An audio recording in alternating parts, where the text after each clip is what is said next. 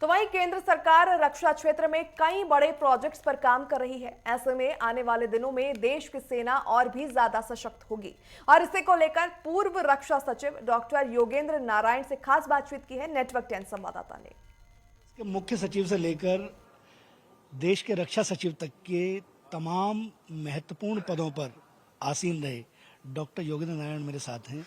आज उनसे हम लोग बातचीत करेंगे कि इस समय जो देश की परिस्थितियां हैं, ऑपरेशन सिंदूर चला, उसके बाद जो रक्षा के क्षेत्र में चीज़ें बहुत बेहतर हो रही हैं, वो क्या मानते हैं कि देश कहाँ पहुँचे। सर, सबसे पहले आपका बहुत बहुत स्वागत। रक्षा, क्योंकि अगर सेना बॉर्डर पर अगर जवान सशक्त रहेगा तो निश्चित तौर पर देश जो है वो महाशक्ति बनेगा, इसमें कोई दो राय नहीं है।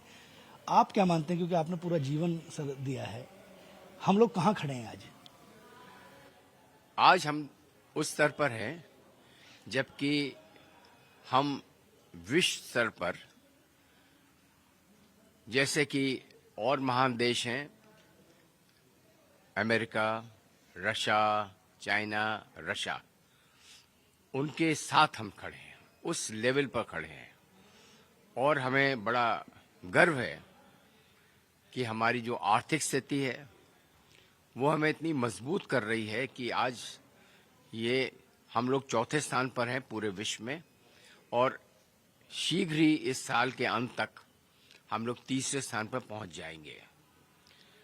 जब आर्थिक स्थिति अच्छी होती है तो चाहे उद्योग हो, चाहे रक्षा हो, चाहे कुछ और बातें हों जो कि राज्य स्तर पर हम लोगों को हल करने की जरूरत होती है, तो आर्थिक स्थिति अगर सुदृढ़ रहती है तो हमें मजबूती मिल जाती है।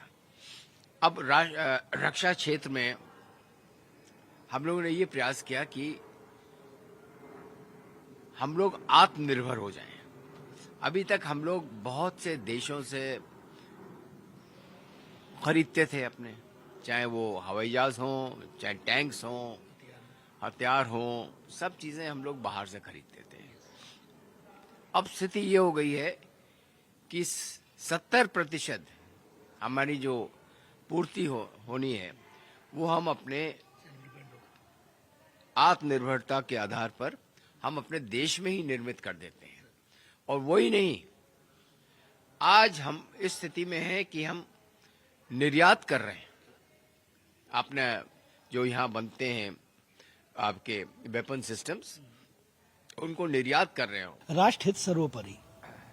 अगर देश सशक्त है तो निश्चित तौर पे हमारी आने वाली पीढ़ियां सशक्त होंगी। कैमरा पर्सन सचिन के साथ राजकुमार चौधरी, नेटवर्क 10, नोएडा।